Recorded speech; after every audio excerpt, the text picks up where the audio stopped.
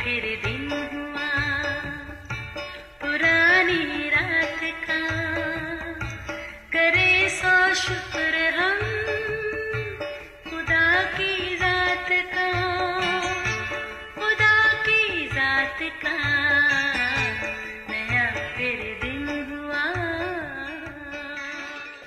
आज की आयत।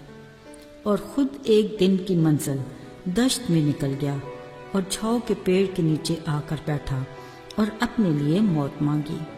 कहा, आए खुदा मेरी जान ले ले, क्योंकि मैं अपने बाप दादा से बेहतर नहीं। पहली सलातीन 19 बाब 4 आयत। अजीजों, सुबह होती है, शाम होती है, यूं ही जिंदगी तमाम होती है। मुंशी अमीरुल्लाह तस्नीम के मुख्तसर से शेर ने पूरी जिंदगी का फलसफा पिन्हा है। सुबह से शाम तक जिंदगी का ये सफर चलते चलते खुदा ताला के ठहराए वक्त पर यूं ही इख्तिताम पजीर हो जाता है। खैर, जब तक सांस तब तक आस। मगर इस सारे हालात में वक्त बहुत अहम किरदार अदा करता है। इसलिए तो जनाब कहते हैं, घड़ी की टिक टिक बेमानी नहीं। ये हमें गुजरते वक्त का एहसास भी दिलाती है और कुछ ना कुछ करते रहने का हौसला भी देती है। वैसे अगर सोचे तो हमारी जिंदगी के शब रोज ही खुदा के अजीब करिश्मे हैं। शब के अंधेरे के बाद धीरे धीरे उजाला फैलता है और सूरज अपने ठहराए वक्त पर मशरक से जलवागर होता है। कुदरत की करनी देखिए, तब ही इंसान की भी नींद की वादी से बाहर आके आंख खुल जाती है और साथ कायनात की हर जानदार शय अपने मामूल के काम में मसरूफ हो जाती है। जरा सोचिए, बिना किसी वजह के अगर सूरज अपने ठहराए वक्त पर तलू ना हो तो यकीनन हर जानदार घबराहट का शदीद शिकार हो जाएगा। अजीजों, सूरज का तलू और गरूब होना और अंधेरे फैलते ही फलक पर चांद तारों का नमूदार होना क्या खुदा की कुदरत के कमालात नहीं? शायद ये रोज के मामूल हैं, इसलिए अपनी कदर और कीमत भी खो देते हैं। पर कभी हमारी जिंदगी में कोई छोटी सी बात होने रह जाए तो हम खुदा की अजमत और कुदरत के बारे में अंदेशों और वसवसों का शिकार हो जाते हैं, जो सरासर हमारे ईमान की कमजोरी और नाशुक्रेपन का सबूत है। अजीजों, इसराइल के बादशाह अखयाब के दौरे हुकूमत में एलिया खुदा का दलेर और बेहद मजबूत ईमान वाला नबी था। खुदा ने इसको दूसरों के लिए बड़े भरपूर तरीके से इस्तेमाल किया। सारपत की बेवा का घराना काल के 3-3.5 सालों में एलिया नबी की वजह से खाता पीता रहा। इसी की दुआ से काल के सालों में आसमान के बारिश के लिए बंद दरीचे खुल गए और मूसलाधार बारिश हुई।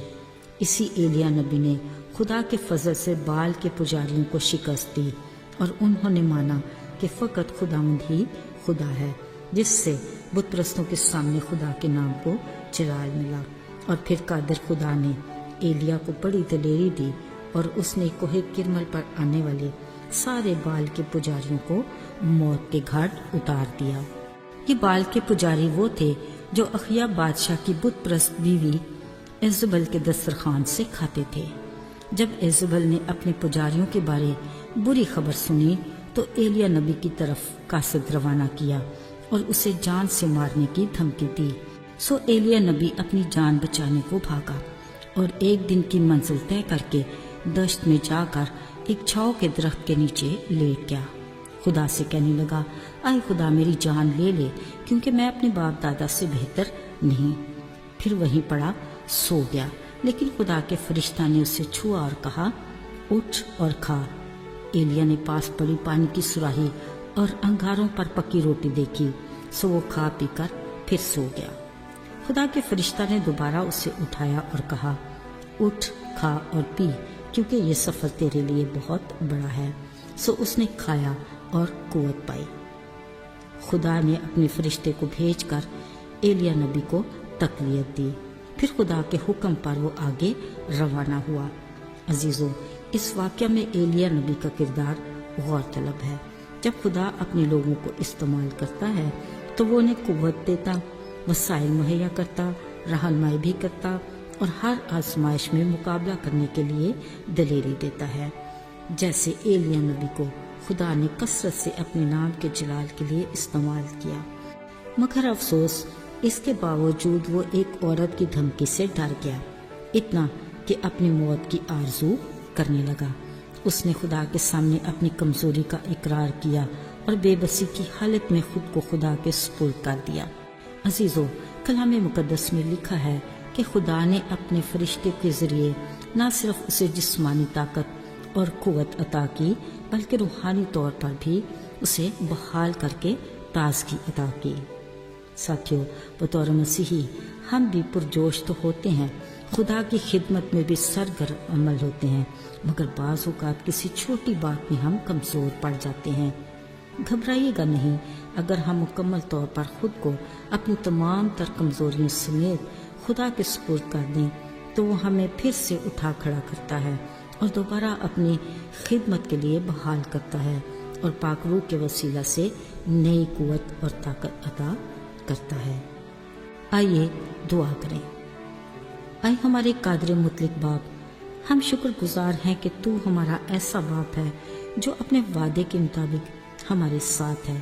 تو ہماری کمزوریوں کو اپنے پاک روح کے وسیلہ سے بحال کرتا اور ہمیں قوت کے ساتھ پھر سے اٹھا کھڑا کرتا ہے اور اپنی خدمت کے لیے نئے سرے سے تیار کرتا ہے۔ ہماری دلی شکر گزاری کو قبول کر، یسوع کے نام میں، آمین۔